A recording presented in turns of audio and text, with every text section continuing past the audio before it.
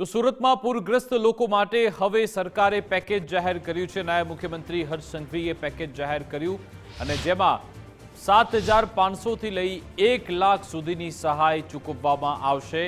30 લાખ સુધીની લોન અને વ્યાજ સહાયની પણ જાહેરાત કરવામાં આવી છે। લારી ચલાવતા અને નુકસાન પામેલા વેપારીઓને 7,500ની સહાય મળશે, જ્યારે કે 40 ફૂટ સુધીની નાની કેબિન ધરાવતા વેપારીઓને 25,000ની સહાય મળશે। 40 ફૂટથી વધુ કદની કેબિન ધરાવતા વેપારીઓને 50,000ની સહાય મળશે।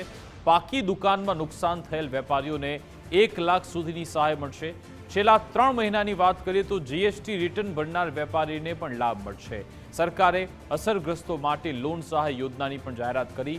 3 વર્ષ સુધી લોનના વ્યાજ પર 7% સહાય રાજ્ય સરકાર ચૂકવશે અને 7 લાખ સુધીનું જેનું ટર્નઓવર હોય તેવા વેપારીઓને 20 લાખ સુધીની લોન પણ આપવામાં આવશે।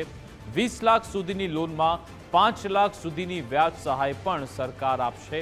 સાથે સાથે 7.5 લાખ સુધીનું જેમનું ટર્નઓવર છે તેવા વેપારીઓને 25 લાખ સુધીની પણ લોન મળશે। 25 લાખ સુધીની લોનમાં 8 લાખ સુધીની વ્યાજ સહાય પણ આપવામાં આવશે અને અલગ અલગ આ બધો ક્રાઇટેરિયા છે। અત્યાર સુધીમાં 19,000થી વધુ લોકોને કેશ ડોલ પણ ચૂકવવામાં આવી।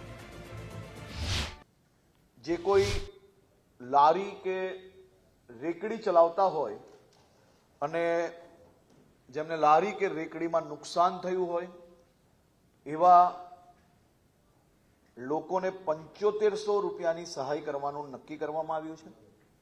જેની નાની કેબિન હોય 40 ફૂટ સુધીની એવા સૌ લોકોને 25,000 રૂપિયાની સહાય કરવાનો નિર્ણય લેવામાં આવ્યો છે। મોટી કેબિનો જે 40 ફૂટથી વધુ હોય એવા લોકોને 50,000 રૂપિયાની સહાય કરવાનો નિર્ણય લેવામાં આવ્યો છે।